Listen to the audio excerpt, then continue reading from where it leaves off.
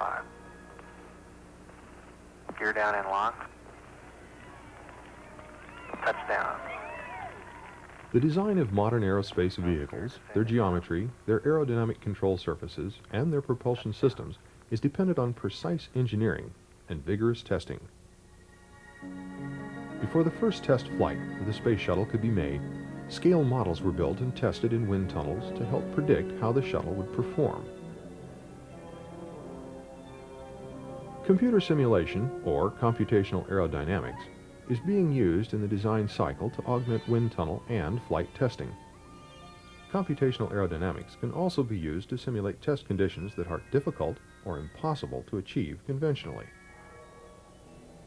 The Virtual Wind Tunnel project combines advantages of wind tunnels with those of computational aerodynamics by placing a scientist directly inside a computer-generated flow field.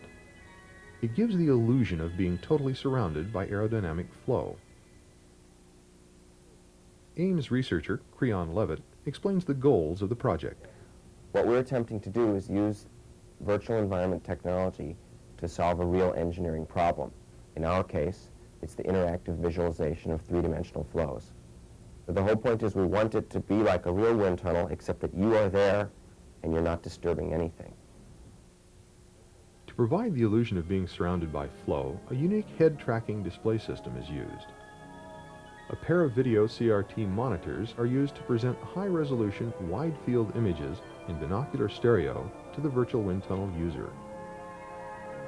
The weight of the monitors is borne by a gimbaled, counterweighted, 6 degree of freedom motion platform known as the boom.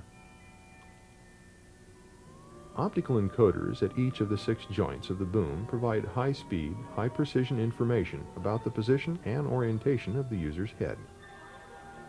A high-end graphics workstation renders the virtual wind tunnel imagery in real time, in stereo, from the user's point of view.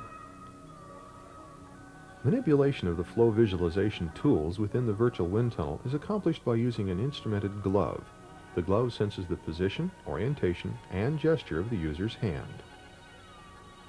A variety of gestures are recognized by the system and are used to control the flow visualization process. A small, cross-shaped cursor tracks the user's hand position inside the virtual wind tunnel. A streamline is computed through the flow starting at the hand position. This represents the path that a particle would travel if it were emitted into the flow. A hand gesture freezes a streamline at the current hand position.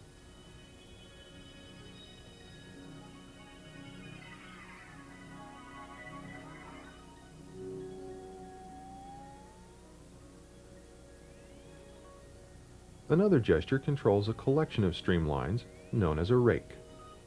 In addition to tracking the position of the hand, the rake also tracks the hand's orientation. Note the diverging behavior of neighboring streamlines. Some go above the wing and are caught up in the wingtip vortex. Others are caught up in the wing root vortex. And others go completely under the wing.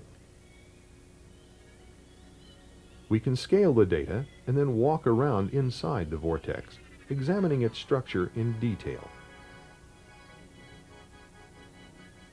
By simply changing databases, the user of the virtual wind tunnel can view other flow simulations. Here we're looking at a simulation of flow around an ogive cylinder at an extreme angle of attack. This is being used to test an experimental method for aircraft control. High-velocity airstreams are injected into the flow. Notice the complex asymmetrical flow patterns. Some of the most challenging computational aerodynamic problems involve three-dimensional flows that change over time. Here we see non-periodic vortex shedding past a slightly tapered cylinder. The flow is visualized by placing a line of virtual smoke emitters along each side of the cylinder. The vortex shedding process can be clearly seen. Smoke circulates for a while near the cylinder and then breaks off and travels downstream. We can freeze time and examine these complex flow structures by walking around them. A wide variety of interactive techniques are being developed to visualize these unsteady flows. The integration of these techniques is the next phase of virtual wind tunnel development. I'm sure there are other things like Team member Steve Bryson describes the project's future. So over the next couple of years, what we're going to see is a very rich environment where the user will get into the virtual environment and have a wide range of options of ways of visualizing the flow that hopefully can change from one option to another very quickly. And the real challenge is to make all of those options very intuitive so that the user doesn't need to do a great deal of learning in order to use the system. He can get in and use it very quickly using all his intuitions. And that way he can concentrate on the science of the problem. The Virtual Wind Tunnel project will provide scientists with a highly intuitive environment for exploring complex aerodynamic flows.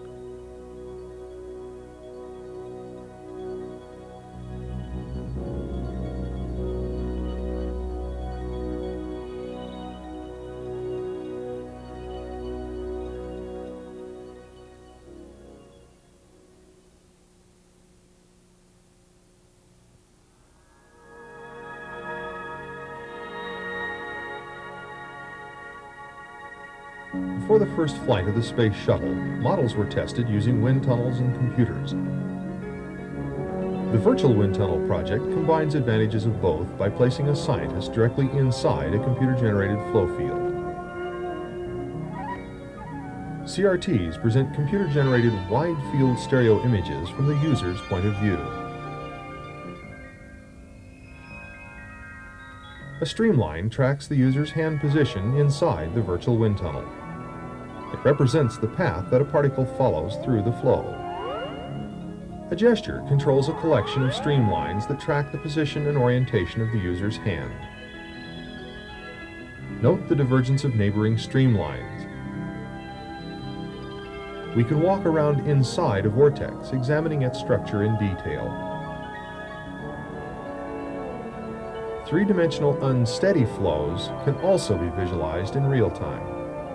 Here we see non-periodic vortex shedding past a tapered cylinder. This flow is visualized using virtual smoke emitters placed along each side of the cylinder.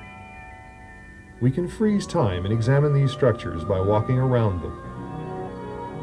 The virtual wind tunnel will provide the designers of aerospace vehicles an intuitive way of exploring complex aerodynamic flows.